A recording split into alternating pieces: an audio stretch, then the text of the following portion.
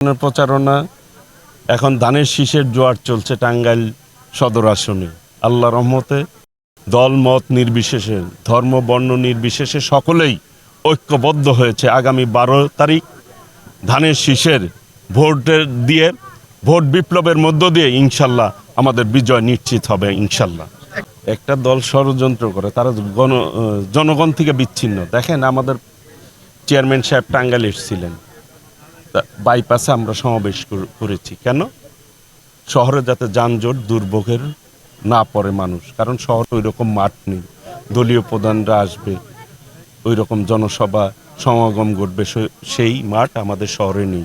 যেই জন্য আমি সিটি কর্পোরেশন দাবি করেছি আমার নেতার কাছে, অনেকগুলি দাবি করেছি। সাদত বিশ্ববিদ্যালয় কলেজকে পূর্ণাঙ্গ বিশ্ববিদ্যালয়, চরের বেড়িবাঁধ, যমুনার বেড়িবাঁধ এবং মামুদনগর ব্রিজ, কাশীনগরের ব্রিজ, এই জায়গায় একটা স্পেশালাইজড হসপিটাল, স্বাস্থ্যসেবা নিশ্চিত করার জন্য ইকোনমিক্যাল জোন, পর্যটন কেন্দ্র আমরা দাবি করেছি। কারণ আমরা জনগণের অধিকার নিয়ে কথা বলি। আমার নেতাও সেটি সমর্থন করেছেন, করে দিবে, ব্যবস্থা নিবে বলেছেন। তারা যে আসলো জনগণের দুর্ভোগ সৃষ্টি করেছে, আচরণবিধি লঙ্ঘন করে ভিক্টোরিয়া রোডে তারা এই মনিটর টানিয়েছে। আমি বলতে চাই, তারা একটি দাবিও করেছে, টাঙ্গাইল নিয়ে একটি উন্নয়নের কথা বলেছে, বলেন নাই। কাজেই তারা জনবিচ্ছিন্ন, তারা ষড়যন্ত্র করবে, ষড়যন্ত্র করেই তারা ক্ষমতায় আসতে চায়। ষড়যন্ত্র করে তার ক্ষমতায় আসা যাবে না, জনগণের সমর্থন লাগবে।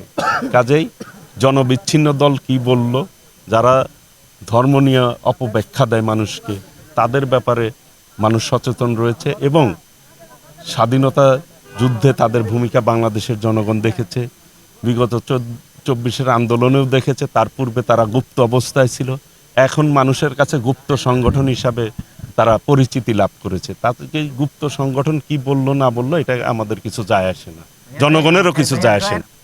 আমি জয়ের ব্যাপারে ইনশাল্লাহ শতভাগের বেশি আশাবাদী ইনশাল্লাহ।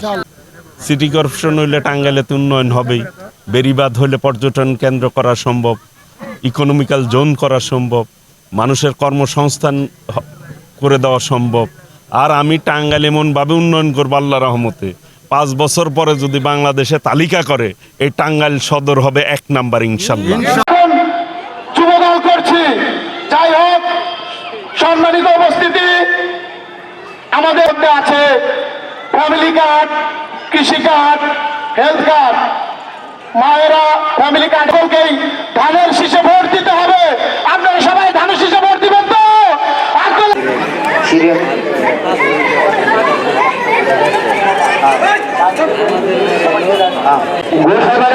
থেকে একটা বিশাল মেসেজ আছে,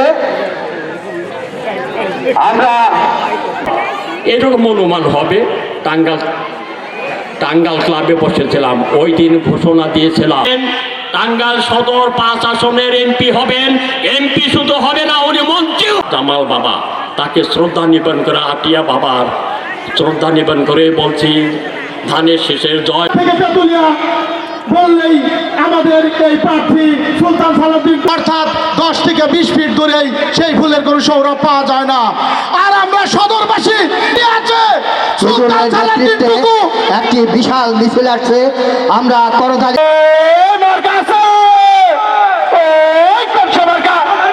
সম্মানিত সভাপতি, উপস্থিত নেতৃবৃন্দ, প্রিয় নেতৃবৃন্দ, আজকে একটি কথা বলতে চাই। আর আমার মা বোনদের কাছে অনুরোধ, মা আপনারা মায়ের জাত এদিকে আপনাদের ধানের শেষে ভোট দিয়ে এইখানে আর্থিক সহযোগিতা করেছেন, সেই আপনাদের পরিচিত করবেন। যদি বলেন, আমার মনে হয় অনেক ভোট আগিয়ে যাবে।